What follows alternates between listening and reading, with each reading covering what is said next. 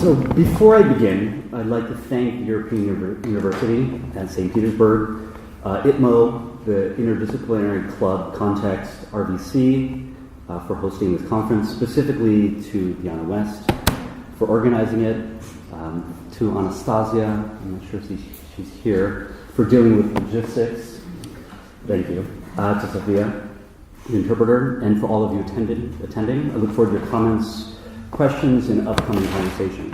So, спасибо. Прежде чем начать свой доклад, я хотел бы выразить слова благодарности Европейскому университету Санкт-Петербурга, Санкт-Петербургскому национальному исследовательскому университету информационных технологий ИТМО, междисциплинарному клубу «Контекст» и РВК за то, что они принимают данную конференцию. Хочется выразить особые слова благодарности Диане Вест за организацию конференции и Анастасии Карпачевой, которая занимается логистикой. Благодарю свою переводчицу Софию и, самое главное, благодарю всех вас за то, что вы пришли сегодня. С нетерпением жду ваших комментариев, обсуждений и с нетерпением жду дальнейших выступлений. Спасибо. So the working comments today are a small facet of a larger study of the material and historical conditions of the exchange of social systems, so institutions, bureaucracies, and individual practices, in technical systems, so materials, structure, and for me, building systems, and how they are mediated and facilitated by information. Наша сегодняшняя работа и обсуждение – это лишь малая часть гораздо более крупного масштабного исследования материально-исторических условий взаимодействия социальных систем, здесь я имею в виду институты, бюрократические структуры и практики, и технических систем, например, материалы, структуры, строительные системы, как они связаны между собой и как они развиваются под воздействием информационных технологий. So this position in interest in technopolitics has focused my attention specifically into kind of information communication technologies and their effect on spatial relationships. Это положение и мой интерес к технополитике привели к тому, что я сконцентрировал свое внимание на IT-технологиях и их взаимодействии и влиянии на пространственные отношения. So the explosive growth of smart cities, sometimes referred to as the smart city phenomenon, in the last decade has become a global race to transform the city, its environment, sometimes overly politicized as simply health, subjects and objects, into big data, kind of accretion of different types of data sets, through the technology of capture, rendering it as intelligible information, monetizable as a kind of new resource, with aims to do often large-scale predictive analytics, kind of understanding possible futures. So the increase in the world's population, both in our cities, now more than 50%, predicted to continue to increase with the convergence of information communication technologies and the user ubiquity within smart technologies have been contributing factors in this trend. And with this, many cities are arguably more important than the countries they reside within. So I'm thinking here of Brussels, Seoul. Many cities have kind of champions because it's a new resource. So an often understated goal within smart cities is to render visible the space in which government is exercised, made more efficient, and allow for forms of social and economic capital to accumulate through information communication technologies. Чрезвычайно быстрый рост умных городов, которые в последние 10 лет стали даже называть феноменом больших городов, превратился в своего рода мировую гонку по трансформации городов, их сред, зачастую чрезмерно политизированное, это понятие сведено к простому слову «здоровье», субъектов и объектов в некие большие данные. То есть мы говорим о так называемом разрастании пакетов информации. Все это происходит с помощью технологий отлавливания данных, представления их в понятном виде, то есть информация, представление их денежной оценки, то есть новые ресурсы. И целью всего этого является создание крупномасштабной оценки будущего, то есть возможность предсказывать возможные будущие варианты развития.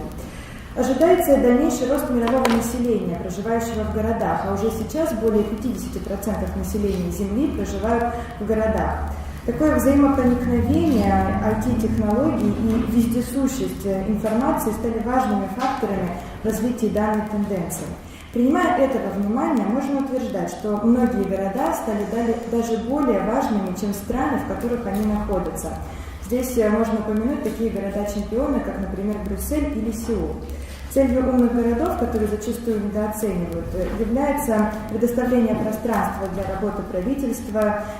Пространство должно стать более эффективным, и нужно позволить городам накапливать социальный и экономический капитал посредством информационно-коммуникационных технологий. And so part of the interest in smart cities for me is this space of invisibility. What actually are the key resources that actually make smartness possible? And so what you see here on the wall is Chicago, but one of the premier data centers, arguably in the world, holds more than 1 million square feet of co-location space, holding the Chicago Stock Exchange, premier tenants like YouTube, and increasingly that they really become the kind of premier site to kind of hold and process kind of smartness. Меня интересуют умные среды в целом, и вот здесь на слайде вы можете увидеть, например, один из центров обработки данных в Чикаго. Он занимает миллионы квадратных метров, и здесь содержится информация таких порталов, как, например, YouTube или биржи.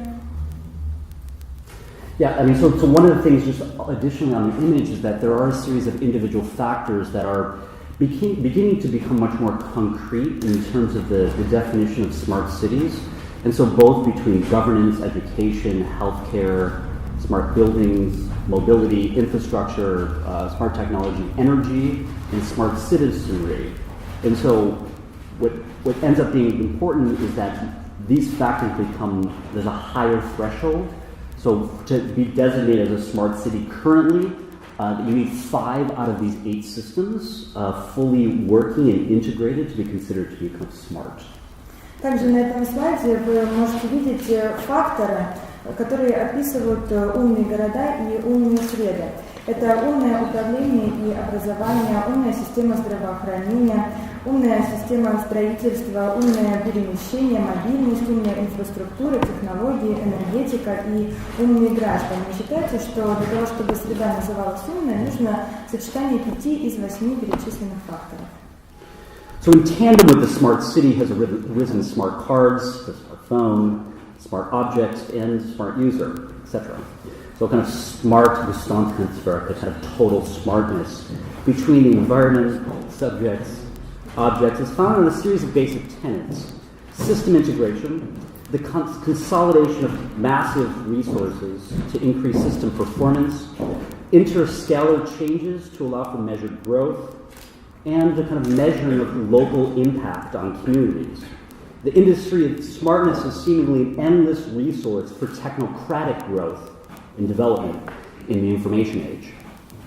В связи с умными городами появились и другие умные или смарт-объекты, такие как смарт-карты, смартфоны, умные объекты, умные пользователи и так далее и тому подобное. Сегодня мы уже говорим о неком тотальном смарте.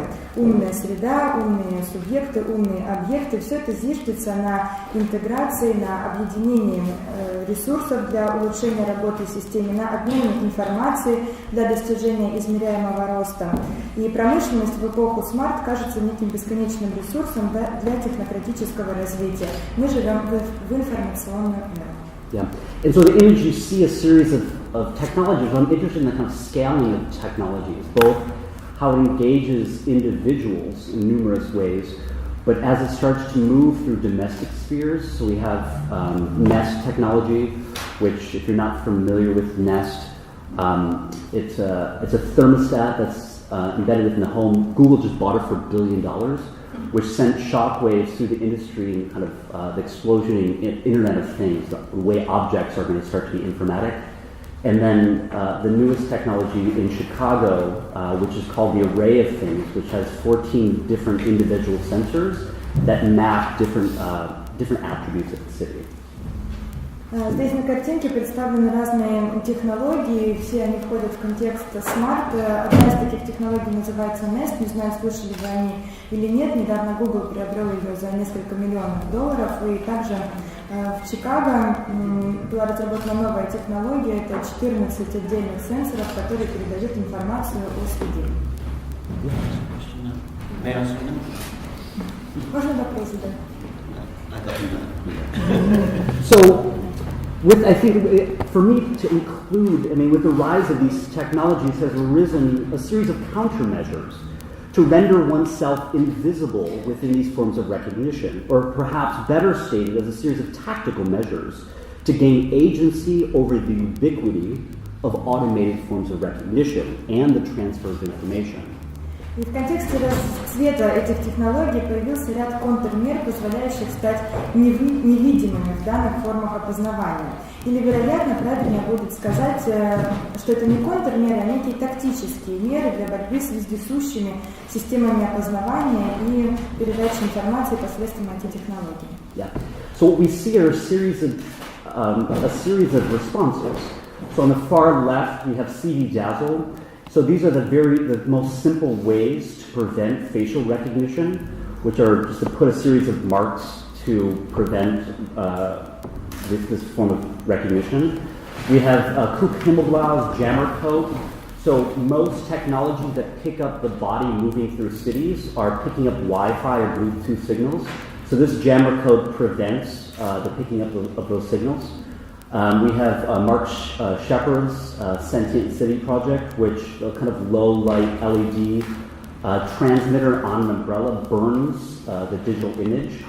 And then a project of architectural scale, which I'm interested in, is the Cloud, the Blur building by Dylan Scofidio, which is literally making the atmosphere between technology and the building, kind of densifying the atmosphere through moisture.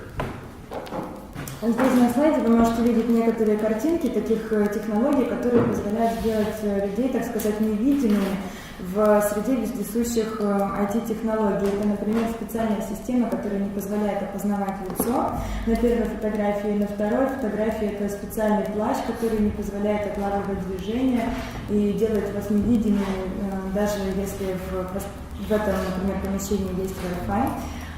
Это специальная технология, на следующей картинке, основанная на LED, которая делает невидимым. И четвертая картинка – это тоже специальная технология, которая с помощью увеличения влажности делает среду более плотной и, опять же, невидимой.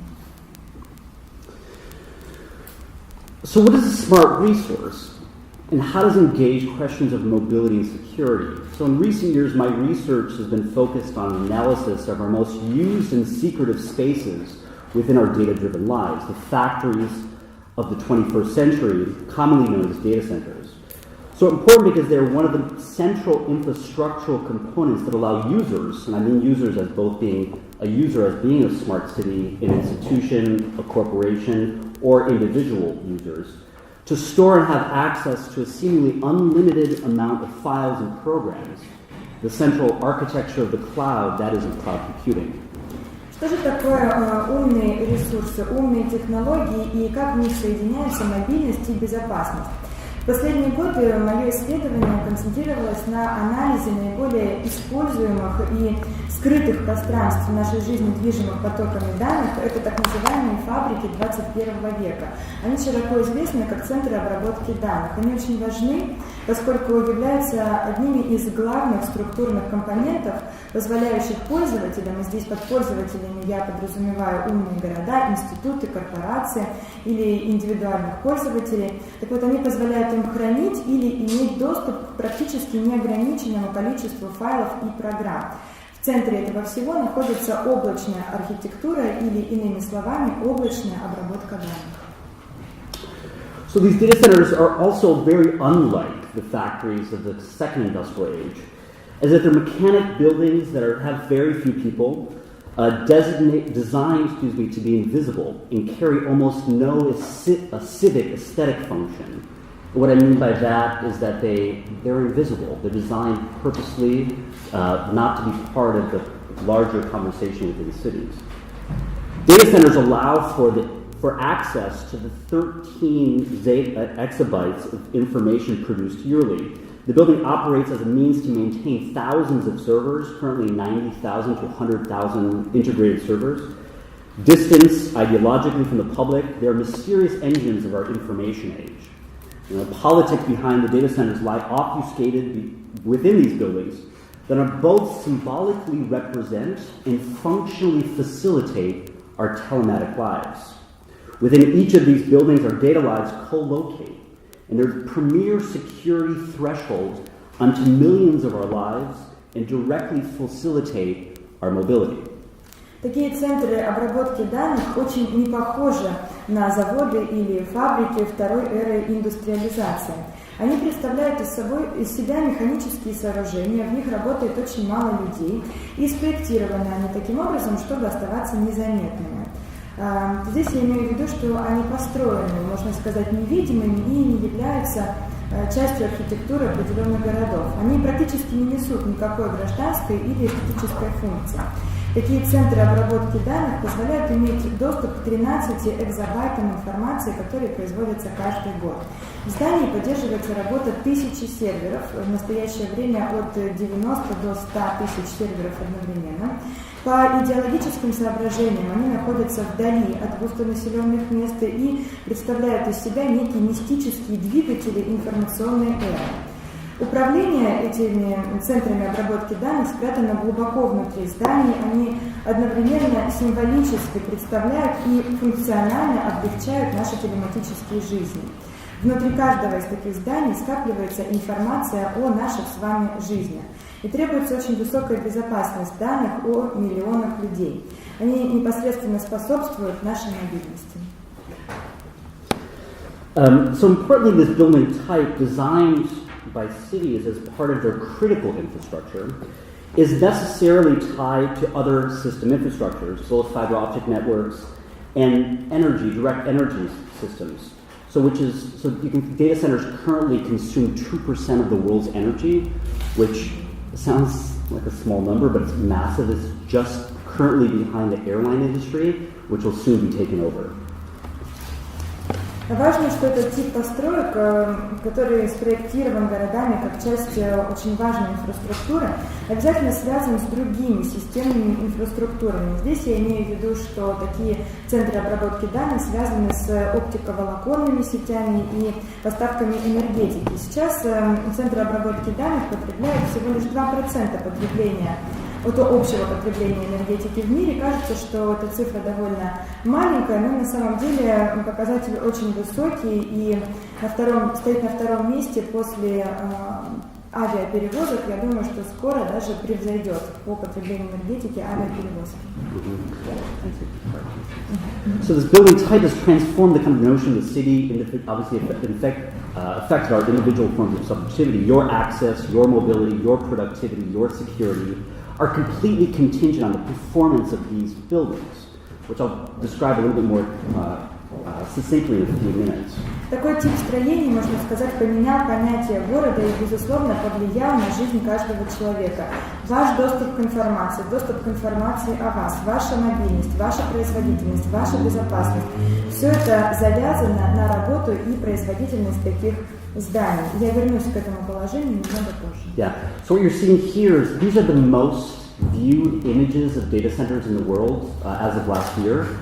Because these spaces are so incredibly secretive, there has to be a way that they kind of fill the public's imagination of what is the kind of techniques behind our kind of data-driven lives, which for me are really interesting because they have a way to overly aestheticize the mechanics of these as a way to render a certain amount of expertise, a certain amount of seduction back onto the owners of these buildings. Здесь на картинке вы видите то, как люди представляют себе центры обработки данных. Как правило, эти центры находятся под грифом секретности, но все-таки у нас есть определенное представление о том, какие технологии находятся внутри. И мне кажется, что зачастую наше представление о том, что находится внутри центров обработки данных, чрезмерно эстетизировано. So this is a series of images. This is actually my current research. My current research is actually looking, kind of mapping these arguably most important spaces that are invisible to us. So I'm going through a process of mapping the architecture and the kind of politics, the geopolitics of these spaces. So here we have one of Facebook's data centers, one of their 7. Итак, я занимаюсь этим исследованием и создаю карты, показываю на картах, где находятся такие центры обработки данных. Для многих из нас они остаются невидимыми. Здесь на слайде вы видите, например, центр обработки данных Facebook. We have other centers, for example, Microsoft's main center, which is placed in the northeast of the US, so it can be directly plugged into the massive forms of hydroelectric power, constant power. So there's currently within a huge campus of data centers, the largest in the US, that have the most constant and stable energy source. Здесь на слайде вы можете видеть центр обработки данных Microsoft. Это их основной центр. Он находится на северо-востоке Соединенных Штатов Америки, как раз в том месте, где есть бесперебойные поставки электроэнергии. Это гидроэлектроэнергия. То есть специально расположен в таком месте, чтобы не было никаких проблем с поставками энергии. Yeah. And I guess another fact, to put this in perspective, this one data center, it takes a half of a coal plant energy just to fuel this single data center. И еще я хотела бы сказать, что для того, чтобы обеспечить энергетикой один центр обработки данных, нужна мощность половины завода, работающего на угле. Or 1/20th of a nuclear power plant. 1/20? Или 1/20 от атомной электростанции. So these are the three that we've seen so far during the presentation: Microsoft Center and the Lakeside Technology Center from the beginning of the presentation. So this is a kind of larger project for me, really both looking at the ways they present themselves to us, these buildings that really kind of allow for our data lives, both their interiors and exteriors. В своем исследовании я интересуюсь не только вышеуказанными центрами обработки данных, но и многими другими.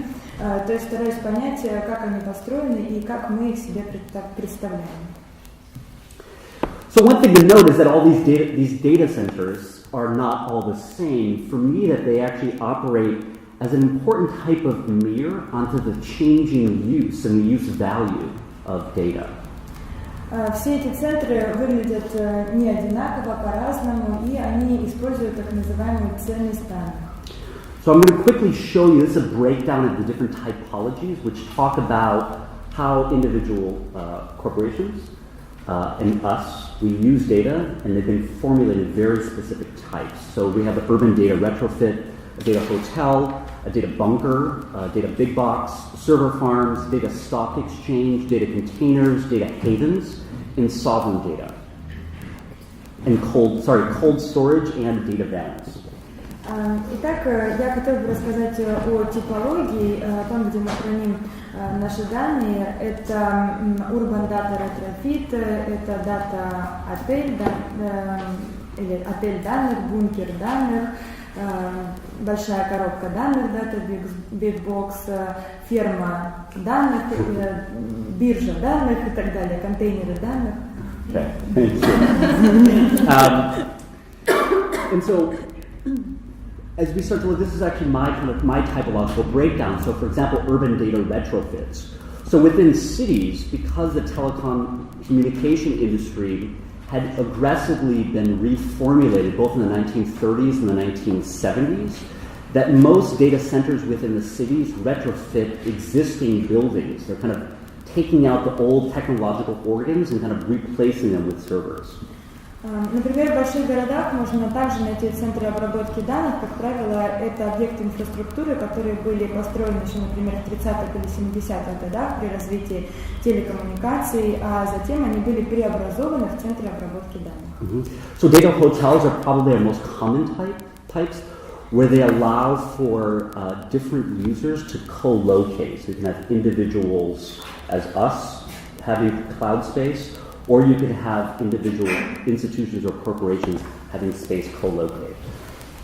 Также я уже упомянула о том, что есть некие отели данных, в которых есть несколько резидентов, и мы могут быть как простые пользователи, такие как мы с вами. У нас появляется возможность иметь свои облачные технологии внутри такого отеля данных, или пользователями могут стать, например, корпорациями.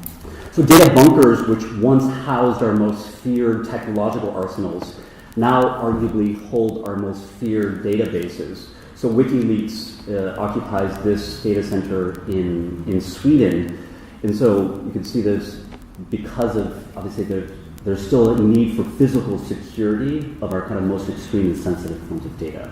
Есть также так называемые бункеры данных для данных, которым нужна особая безопасность. Например, Wikileaks пользуется одним из бункеров данных в Швеции.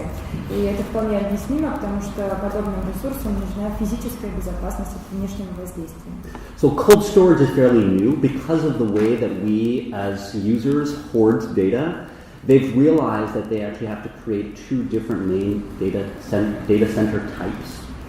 One to allow access for immediate usage, real-time usage for us, and a second which is actually allows for a small delay for files that we rarely use. So cold storage actually uses less energy than the data center. Также есть и хранилища данных, которые называются холодными хранилищами. То есть здесь хранятся два типа информации. Здесь у людей есть доступ к информации в режиме real-time, с одной стороны, и с другой стороны есть доступ к данным, которыми мы не пользуемся очень часто. То есть доступ с некоторой небольшой задержкой. И такие центры потребляют меньше энергетики. So data big box. Data big box occupies the space between urban and suburban landscapes and markets. And interestingly, they fall within the typology of our most dumb and kind of inconspicuous boxes, but they're absolutely the epitome of that. Также есть так называемые большие коробки данных, они, как правило, находятся на периферии, то есть не внутри больших городов, а где-то между большими городами и деревнями. Как правило, архитектура у них совершенно простая, действительно просто большие коробки. So data stock exchange, these are ones that are dedicated specifically for stock exchanges, so within the US, New York, Chicago, and Philadelphia. They have to be within 35 miles of the trading station because current technology of fiber optic cable allows for 35 miles to be a threshold in terms of real time where it actually starts to decrease significantly after 35 miles. Latency? Latency. Также есть так называемые биржи данных. На территории США они находятся в Нью-Йорке, Чикаго и Филадельфии, и требования к таким центрам обработки данных заключаются в том, что они должны находиться на расстоянии 35 миль от реальных бирж, где идут торги. Это объясняется тем, что только на протяжении 35 километров оптиковолоконная сеть позволяет передавать точный сигнал в режиме реального времени. На большем расстоянии идет уже небольшая задержка. Yeah. I mean, an additional note to this, because 60% of all trades currently happen algorithmically, there's an explosive amount of interest currently within this type. И ввиду того, что 60% бирж как раз пользуются подобными технологиями, они очень сильно заинтересованы в подобных способах хранения и обработки данных. Yeah. So server farms are kind of post-industrial landscapes that are incredibly distant from users, but have a kind of high proximity, close proximity to massive amounts of constant and stable energy. Также есть так называемые фермы данных, они, как правило, являются некими постиндустриальными пейзажами, находятся далеко от пользователей, но с другой стороны они находятся очень близко к устойчивым источникам энергии. So data containers typically are the kind of the most high-tech versions of data centers, where they use the series of standards, international shipping containing standards, to allow for the mass production of data to fit directly within the mass production of servers. And these can be mobile and they can be moved throughout the world because they concede to international shipping standards. Есть и так называемые контейнеры данных. Для перевозки подобных контейнеров пользуются международными стандартами перевоза контейнеров, и таким образом они отвечают потребностям массового производства серверов. И они подвижны, мобильны, то есть можно переносить из одного места в другое. Okay, just a few more. So sovereign data are the wild trump cards, where companies that have a high capacity for research and development are trying to think of data centers that are free from territorial and national constraints. So here we have data center from Google that is able to be powered by water and able to be cooled directly through water. Также есть и отдельные центры обработки данных, которыми, например, пользуются компании, заинтересованные в научно-исследовательских разработках. Например, компания Google имеет такой центр обработки данных на воде, его можно охлаждать при помощи воды. Идея заключается в том, что подобные центры обработки данных находятся далеко от каких-либо территориальных или национальных границ. So data havens have become, in the last couple years, increasingly important is that they take advantage of spaces where there are very few legalities or stringent legalities in terms of privacy. And this is both physical spaces but also digital spaces for data havens. Также в последнее время все более значимыми и важными становится так называемый рай для данных, data haven. Опять же, он находится далеко от границы, и здесь могут пользоваться как частные люди, так и компании. And there's no surprise, perhaps, the one that's adjacent to it, because it's put pressure on data havens, is data balance. This arguably is the most powerful data center on the planet. The NSA's new facility in Utah, which has the ability to have data balance, able to kind of peer into individual users, but also all other subsequent data centers. Также вы видите на слайде так называемый Data Balance. Это фотография сделана в штате Юта. И опять же здесь есть и индивидуальные пользователи, и работа нескольких серверов. Yeah, and just one other in terms of the kind of technical things. So I put in the bottom, this is, I didn't put this, that it currently consumes 1.7 million gallons of water a day. And so this is another thing towards resources. They're incredibly exhaustive in terms of their resources, and 50% of this energy for most of these data centers goes just directly to cool the environment of the servers. Также я хотела на слайд вывести определенные цифры, но, по-моему, забыл это сделать. Итак, подобные центры обработки данных потребляют 1,7 миллиона галлонов воды в день, и 50% потребляемой энергетики идет на охлаждение серверов. So I'd like to take one step back before I go forward, and to provide a kind of deep historical footnote and one technical, one from the 18th century and one from the 21st.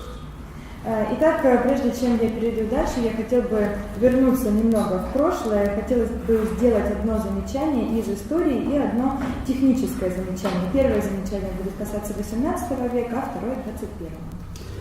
So deep in the political ethos of information is the premise that quantifiability, the ability to collect data, transforms into intelligibility, that transforms into kind of useful information. So this was well understood and central to the foundation of modern nation states and the disciplinary societies they established. For example, statistical technologies, not called it so at the time, of the 18th century were fundamental to the creation of modern nation states, the establishment of governmental forms, and their managerial practices, sometimes referred to as the Enlightenment or the First Industrial Age. Итак, глубоко в самой сути информации живет постулат о том, что квантифицируемость или возможность собирать данные должна, по идее, превращаться в нечто понятное, ясное и доступное, то есть превращаться в полезную информацию. Это положение было хорошо изучено и являлось ключевым при построении современных государств и при организации дисциплинарных обществ. Например, статистические технологии, в то время они еще так и назывались, в XVIII веке лежали в основе создания современных национальных государств, в основе установления форм правления и управленческих практик. Иногда еще этот период называют периодом просвещения или первой индустриальной эры. So I have a number of examples here, and maybe I'll just run through just a couple. One is, let me just maybe back up. I'm bringing this up because I think we kind of overly obsess with our kind of moment now as being radically kind of unparalleled.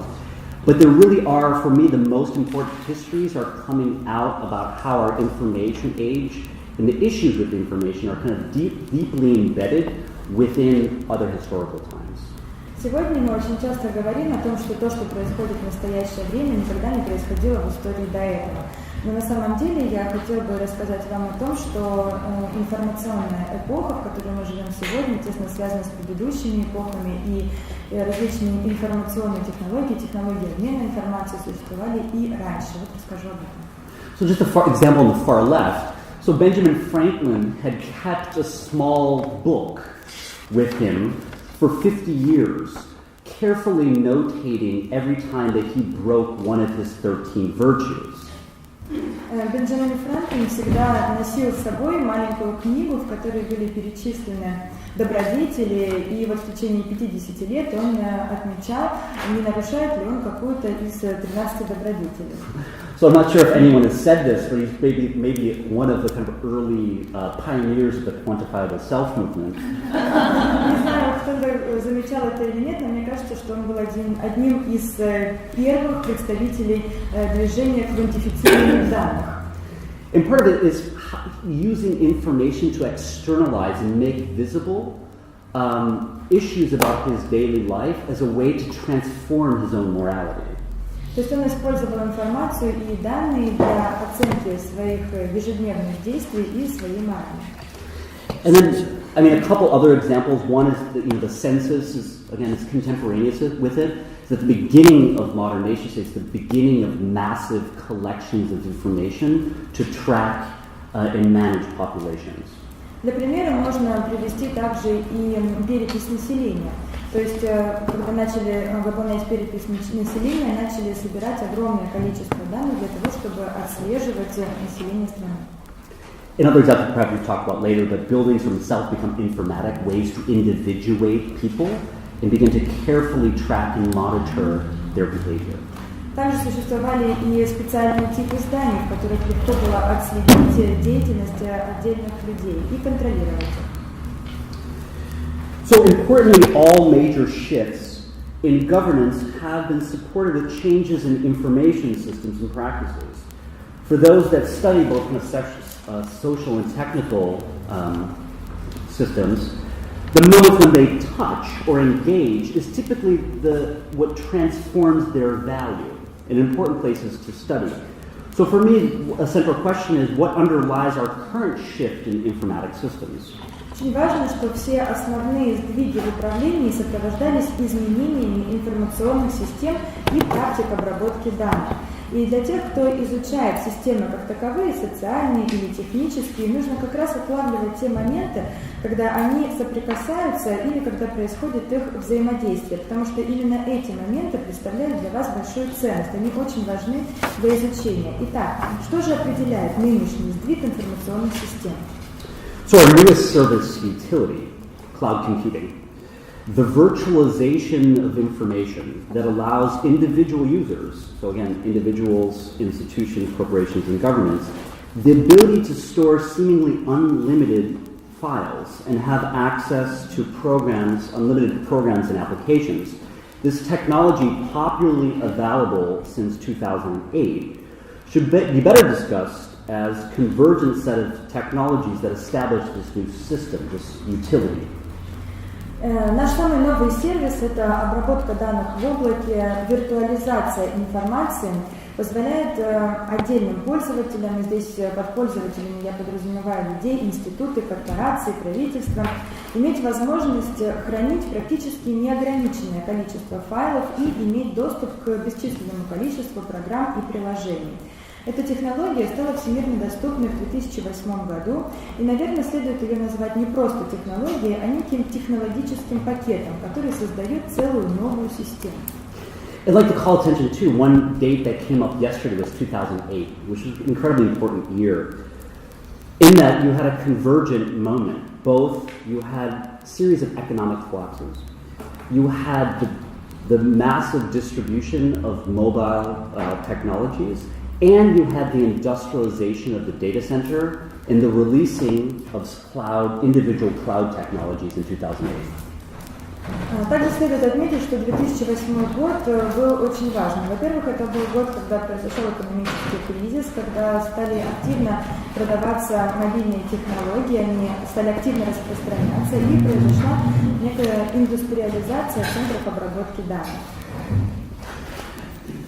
So I agree with John McCarthy as the kind of godfather of the cloud with his early work in time-sharing systems, that the beginning of cloud has, computer utility would become the basis for an important industry, and it absolutely has. Я совершенно согласен со словами Джона Маккартни, которые написаны здесь на слайде. Я даже называю его крестным отцом современных технологий. Я совершенно согласен, что облачные технологии и появление компьютера как такового повлияло на наше развитие. And so this is his declaration in 1961, where he made public for the first time his predictions about time-sharing systems, which would inevitably be worked through and be developed within cloud systems, as we know. Здесь представлены его слова из выступления 1961 года, когда еще тогда он говорил о технологиях таймшеринг и о том, что и окажется потом, что мы будем пользоваться ими в облачных технологиях. So I'd like to now shift our attention to the user of cloud computing. So the cloud is essential to all smart technologies now. As a service utility, cloud computing links users to 5 essential characteristics. And this is via the National Institute of Standards. On-demand, self-service, or modulation of time that the user controls. Second, broad network access and resource pooling. The connectivity and mobility through the aggregation of shared infrastructure and resources. Elasticity, a flexible construct of scale for data file storage and applications. Number 5, measured service, the standardization of data protocols and the management of risk through security and system redundancy. А сейчас я бы хотела переключить ваше внимание на пользователя облачных технологий. Облако чрезвычайно важно для всех умных технологий. Это особая услуга, которая связывает пользователей по 5 основным характеристикам. Эти характеристики приведены по Национальному институту стандартов технологий. Первое – это услуги по запросу или модуляция времени, которые контролируют пользователь. Вторая и третья характеристика – доступ к огромной сети, возможность получения ресурсов из разных источников, связь и мобильность посредством накопления общей инфраструктуры и ресурсов, высокая эластичность, здесь я имею в виду высокую гибкость и возможность хранения огромного количества приложений и данных, измеряемая услуга, то есть стандартизация протоколов данных и управление рисками посредством систем безопасности и резервных копий. So these characteristics, the kind of guiding institutional terms that establish standards for providers and frames important forms of kind of technological positivism in wielding new digital controls over time, mobility, connectivity, scale, and measured risk. This diagram that I'm interested in is the reciprocity of these systems, the kind of mystical beliefs on one side for the smart user that are transformed into technological certitude within the data center. Эти характеристики можно назвать главными институциональными терминами. Они создают некие стандарты для провайдеров, а также задают рамки технологического позитивизма в использовании нового цифрового контроля над временем, перемещением, связью, шкалой и измеряемым риском. В этой таблице меня больше всего интересует взаимодействие между этими системами, некие пользователи и трансформация в технологические системы в рамках центра обработки данных. So importantly, smart systems lie in between, in the space of the two, and become the user interface between the exchange on one side and the data center is the place of storage and the usage of energetic resources on the other. Можно сказать, что эти умные системы находятся между, или лучше даже сказать, и там, и они становятся пользовательским интерфейсом для такого взаимодействия. So let me take you through a couple of these characteristics. So I believe mapped on the left, you have these characteristics of the cloud.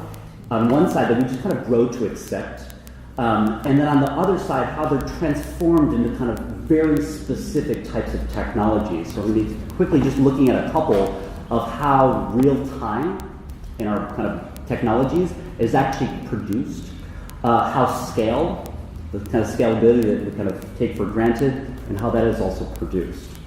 Итак, слева на слайде представлены характеристики облака, а справа как они трансформировались в определенные технологии. И я хотела бы просто вкратце описать пару из них. Это реал-тайм и шкала.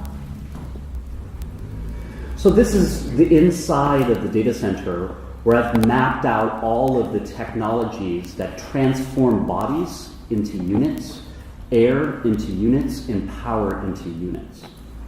Здесь на слайде представлены все технологии, которые трансформируют, например, силу или воздух в определенные единицы.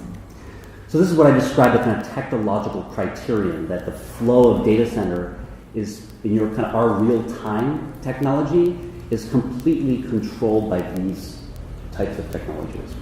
Итак, технологии real-time практически полностью контролируются технологиями вот такого типа. Scale. Шкала. So I had referred to it in the kind of architecture of Moore's law. So Moore's law, if people are not familiar, is the doubling of processing power every 18 to 24 months. So there inevitably is a kind of conundrum of how architecture can increasingly scale relative to the rate of technological change. Наверное, все вы знаете закон Мура о том, что каждые 18-24 месяца происходит удвоение показателей, и таким образом мы можем представить себе, как будет выглядеть архитектура и среда вследствие технологического прогресса. Yeah. So interestingly, the building is designed in terms of scalability, the way that they're constantly exchanging different types of servers to keep the computing capacity at the kind of ultimate threshold. So it's interesting that the scalability of this type of building, the building itself is seen, we have infinite scale, the building has to be considered for a kind of infinite scalability. The building, the data center. Итак, я говорю о масштабируемости и о том, что центры обработки данных должны обладать такой масштабируемостью для работы с большим количеством серверов. So one of the things in terms of scale is obviously kind of market questions, definitely within smart relative to cloud. And so some numbers which are incredibly seductive and perhaps problematic. That cloud computing is currently projected as being a $160 billion industry. And smart city technologies as of 2020 is considered to be a $1.5 trillion industry.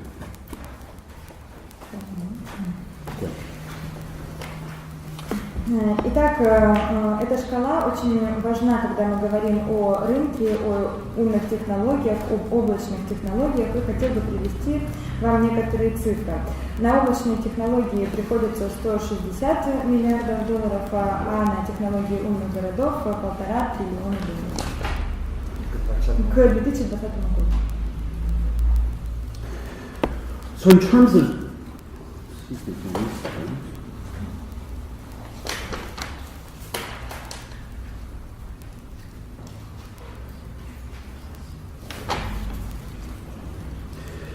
So what is this global virtual north? Admittedly, a concept I'm still developing. Итак, что же такое глобальный виртуальный север? Это концепция, над которой я все еще работаю. So in contradiction to the global south, a socioeconomic and political divide, the northern hemisphere that makes up 1/4 of the population controls 4/5 of its wealth. Only 5% of the global south has basic service utilities.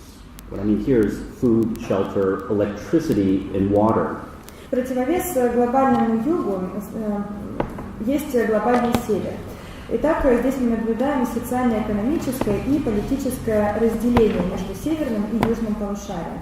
В северном полушарии проживает 1/4 населения Земли. В то же время 1/4 населения Земли контролирует 4/5 всех благ и богатств. То есть здесь я хочу подчеркнуть, что лишь 5% населения глобального юга имеют базовые услуги и какие-то фундаментальные коммуникации, я имею в виду еду, кров, электричество, воду, и 90% производящей промышленности находятся на севере или север ей так или иначе владеет. So 90% of the manufacturing is located or owned in the north. The investment into data infrastructure since 1995 in both fiber optic cables and data centers being built primarily in the northern hemisphere by northern-owned companies is still both relying on the extraction of resources from the south. By this I mean the material resources for computing and, importantly, the ability to extract new forms of wealth of global citizenry, its smart users through these virtualized cloud computing systems.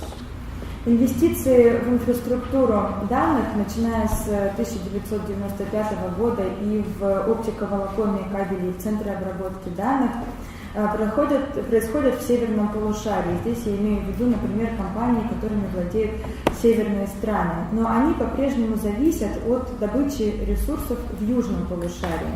Здесь я имею в виду материальные ресурсы, например, для компьютерных технологий и возможности получения новых благ и богатства от глобального присутствия.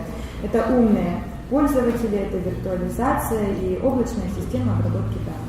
The global north is in constant need to capitalize on resources, which has now secured computing as a new and premier utility resource, which allows for exchanges to both be quantified and monetized.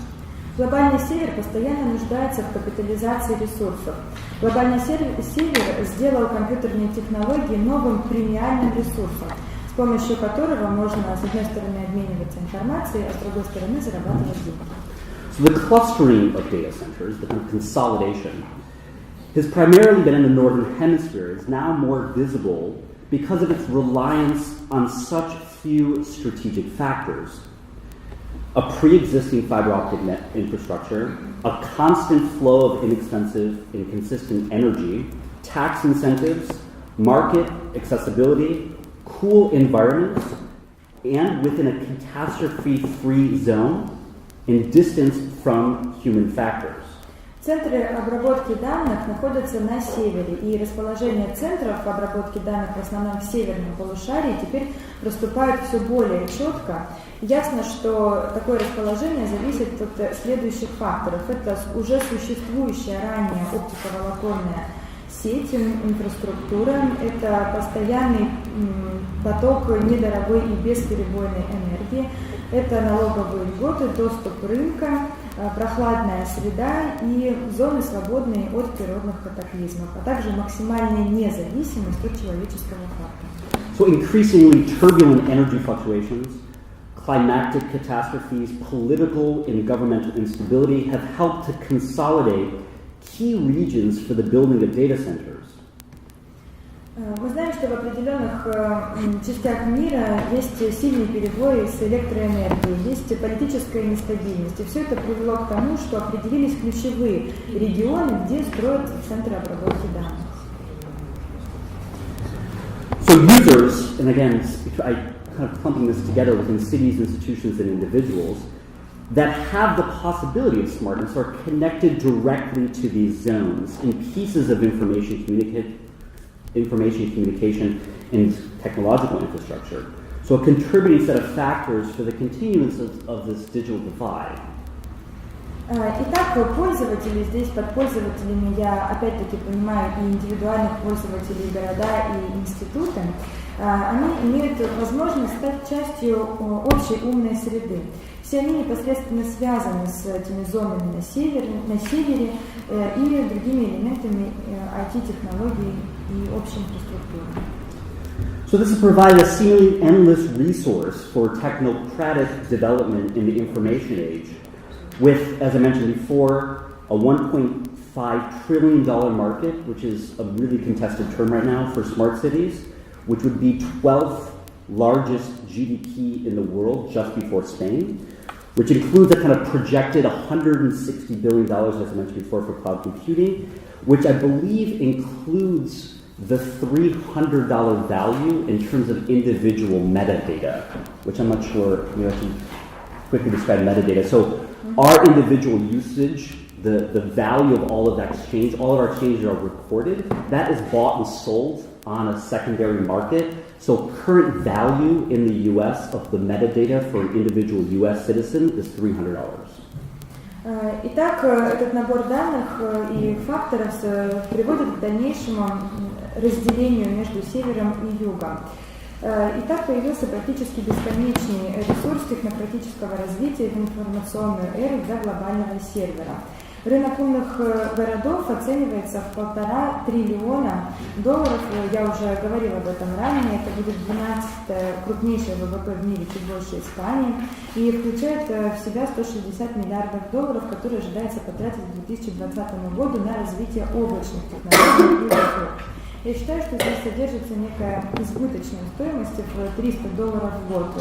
Здесь я имею в виду индивидуальную стоимость мегаданных для каждого пользователя, она была подсчитана для США. Метаданных, то есть каждый человек, все, что он делает, и данные об этом продаются на вторичном рынке. Как только вы что-то купили, факт об этом уже продан на аукционе меньше, чем прошла секунда. Значит, данные про каждого человека в год стоят $300. И это представляет собой некий рынок. Спасибо.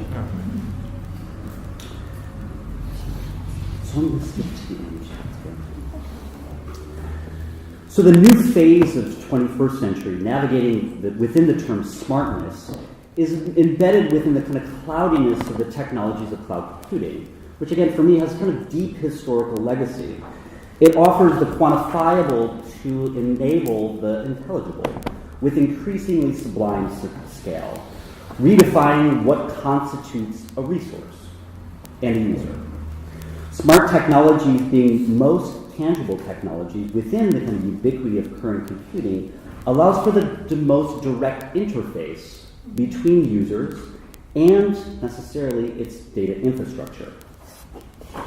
Итак, мы вступили в новую фазу технократии, технологий 21 века, где ключевую роль играет понятие умного пространства. Это умное пространство основано на облачных технологиях и вычислениях, которые, по моему мнению, имеют давние исторические предпосылки.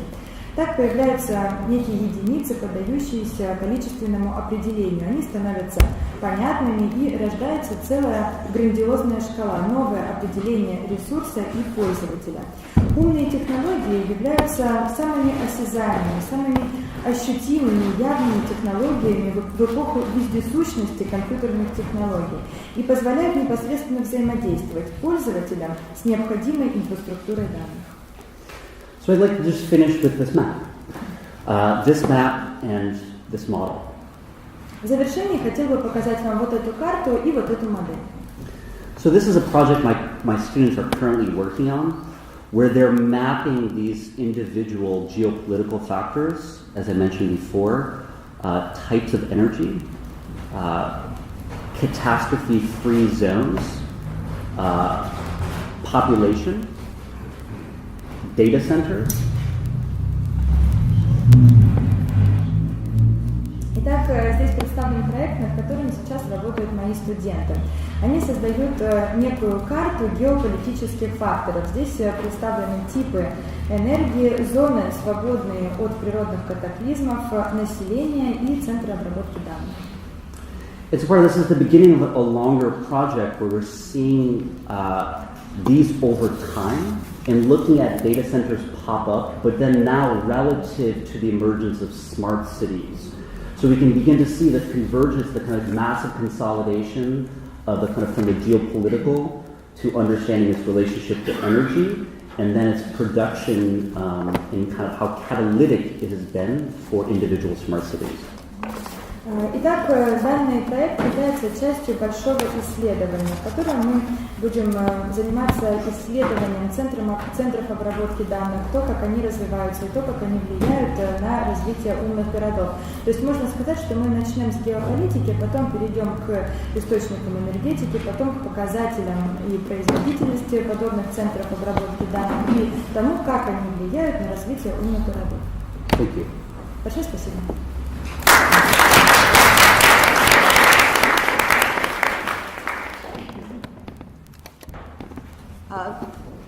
Давайте, если у вас есть вопросы, обсудим доклад. У нас есть минут 10, потом у нас будет кофе-брейк, и мы перейдем к нашей секции. У вас вопрос? Давайте, пожалуйста. Да, пожалуйста, пойдите.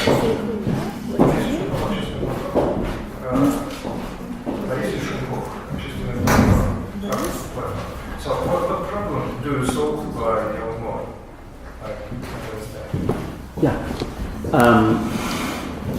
So partly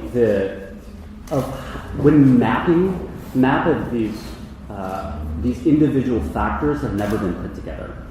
And so both looking at the individual data centers, energy, these individual factors that are really necessary for data as a resource, to putting these together, but then to see their emergence over time. Итак, мы создаем карту, на которой представлены различные факторы. И раньше все эти факторы не были объединены в единое исследование и в единую карту. Каждый из этих факторов влияет на развитие данных. То есть мы будем смотреть не просто на центры обработки данных, а на то, как они изменяются в течение времени. Did that answer your question? No. Maybe if you'd ask a little bit more specific, I can... What problem do you solve? Is it some existing problem? No, it's not. I mean, it's not about solving a problem. It's about producing knowledge that doesn't exist. Нельзя сказать, что мы решаем какую-то определенную проблему, которая существует в мире, но просто заполняем нехватку знаний.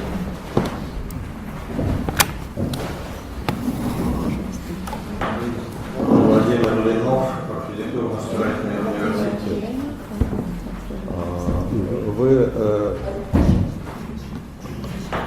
показывали некие сооружения, как центр обработки данных, но ничего не сказали об инфраструктуре, связывающей эти центры, возможно, между собой. Вот в свое время, еще в 90-е годы, я видел схемы разработки, размещения объектов в регионе Парижа, которые включали, например, поля космической связи, занимающие большие территории. Нужно ли это технологически сегодня?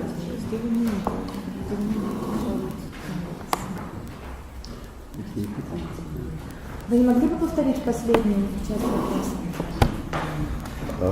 Речь идет о необходимости связи не только через оптоволоконные кабели, которые имеют ограничения по протяженности, но и другими способами связи между отдельными центрами обработки данных.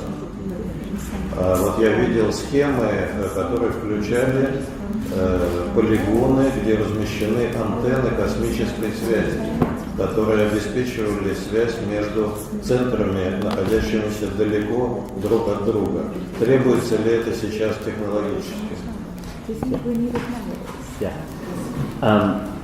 That's a good question. Очень хороший вопрос. In part because the invisibility of these buildings, there has been a lot of work right now done on ways to capitalize on making these buildings importantly part of a bigger discussion, how we confront these buildings. Мне очень понравился ваш вопрос. Я уже говорила о том, что эти здания являются невидимыми, и поэтому сегодня мы проводим большую работу и пытаемся понять, как нам вообще относиться к этим зданиям. I'll give you a specific example. These buildings exude a massive amount of heat, which is just wasted and ends up becoming usually a factor in changing local ecology. currently they're thinking about ways to cities to capture this heat and begin to use it within greenhouses, begin to use this energy for the kind of production of food. Например, могу сказать, что эти здания высвобождают огромное количество тепла и, безусловно, изменяют экологию вокруг. И сегодня мы обсуждаем, как мы можем отлавливать это тепло и использовать его в хороших целях, например, в парниках для производства продуктов питания.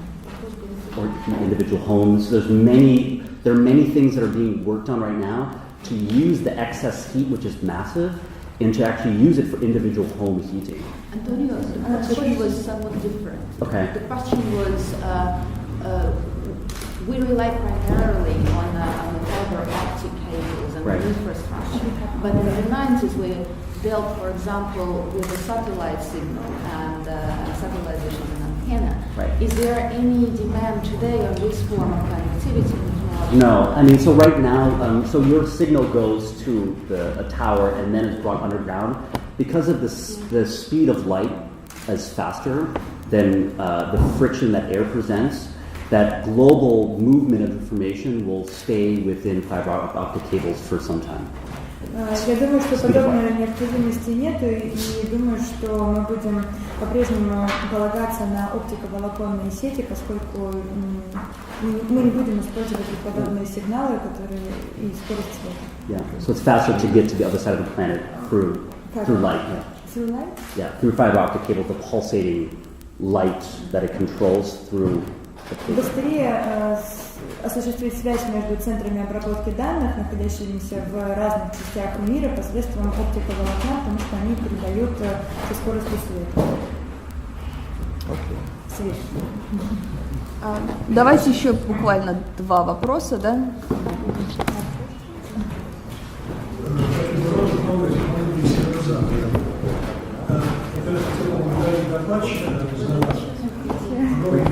Извините, пожалуйста. Да, прям в микрофон. Просто близко держите его, да, хорошо? Противоположно новой технологии на северо-запад. Я хотел поговорить докладчика за очень большой массив нетривиальной, непредметной информации, людей, которые не посвящены проблему достаточно глубоко. В связи с тем, что сказал докладчик по массиве собираемой информации, я хотел бы узнать, есть ли какие-либо движения, или есть уже зафиксированные протоколы сбора и обработки информации, которые получают в национальном масштабе, есть ли какие-то взаимодействия между центрами глобально. Это первый вопрос. А второй вопрос такой. О опасности обработки этой информации и влияния различных факторов на эту информацию, потому что искаженная информация может приводить вообще даже к фатальным последствиям принятия решений.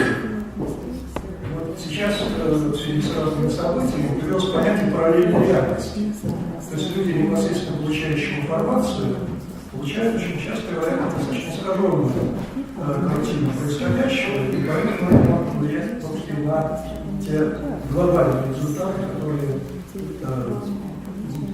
могут наступить или уже наступить. Yeah. Okay, thank you. Yeah, there's 2 parts. The first about protocols, which we had part of the discussion yesterday, is that because there really is a kind of extreme heterogeneity of information, smart cities more importantly think about how they're becoming integrated forms of information. So there's an incredible amount of attention paid right now to trying to streamline data format so you can actually allow for a higher degree of intelligibility through looking at them side by side. And so most countries have institutes of national standards, for example, protocols, that begin to set larger sets of guidelines for certain types of data.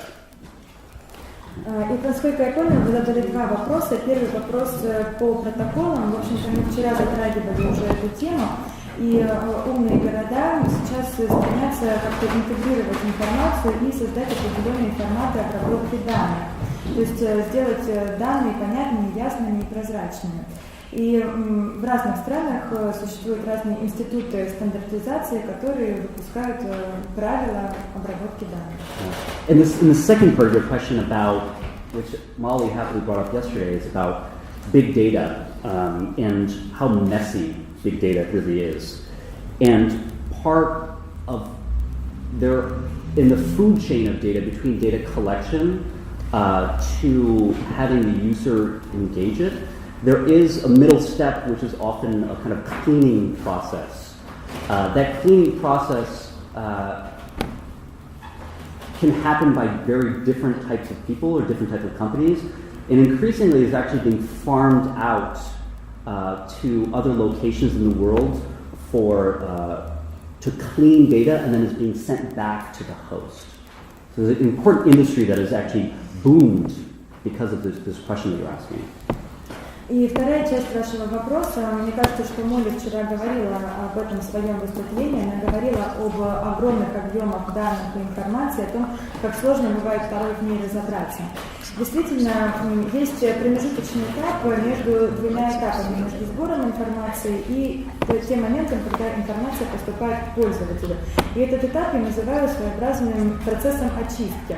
Этот процесс очистки могут выполнять либо отдельные люди, либо отдельные компании. И сегодня рынок подобной очистки информации переживает бум. Я думаю, что, например, очистку информации можно производить в других странах, а потом отправлять данные обратно. Извините, я хотел бы дополнить. Дело, что мотивация тех, кто обрабатывает информацию, может быть совершенно различна.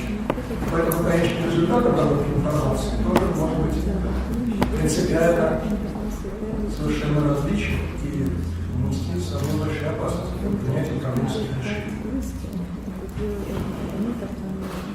Completely agree. Я полностью с вами согласна. Знаете, у нас было еще несколько вопросов, но лучше, я так думаю, их немножко подвинуть, потому что у нас еще будет секции, мы к этим вопросам можем вернуться, и еще у нас сейчас кофе-брейк, так что прошу вас, мы соберемся здесь через 10 минут.